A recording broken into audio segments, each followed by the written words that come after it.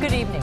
Tonight, more than 1,600 people are talking about what it was like to be in the same room with President Obama. Today, the president held his first town hall meeting of this campaign at Cincinnati's Music Hall.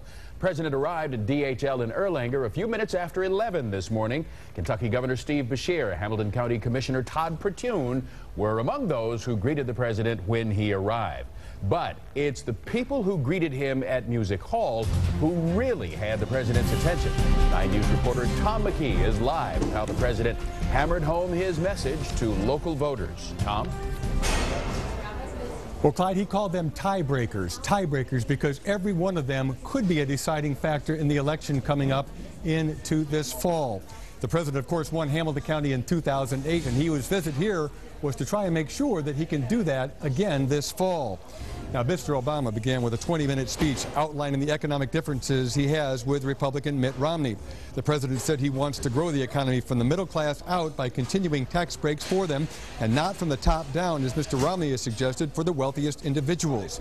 He then took seven questions from citizens, including one from a 12-year-old girl named Taylor.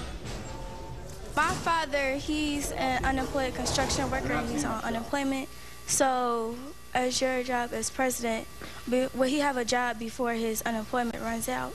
The first thing I want to do is put your dad back on the job, rebuilding America. Now, if your father still doesn't get a job, though, part of what I'm also looking for is making sure that unemployment insurance is there for folks who want to work but are having trouble finding work.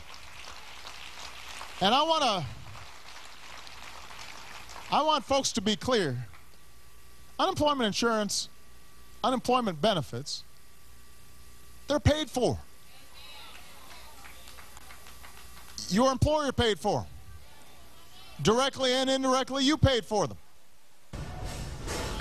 The president said the key to more construction jobs is his jobs bill to repair America's infrastructure that's still languishing in Washington. One of the questions here that brought down the House was from a young girl named Julie. She asked the president, "What's your favorite Girl Scout cookie?" He said, after a few minutes pause, he said, "Thin Mints," and somebody in the crowd even had the audacity to boo, a slight boo, just a slight boo. Coming up at 5:30, a vocational school teacher asks a question to the president, and the president responds about what education is needed to create more jobs. Tom McKee, 9 News live at Music Hall in the Over the Rhine. And Tom, our team coverage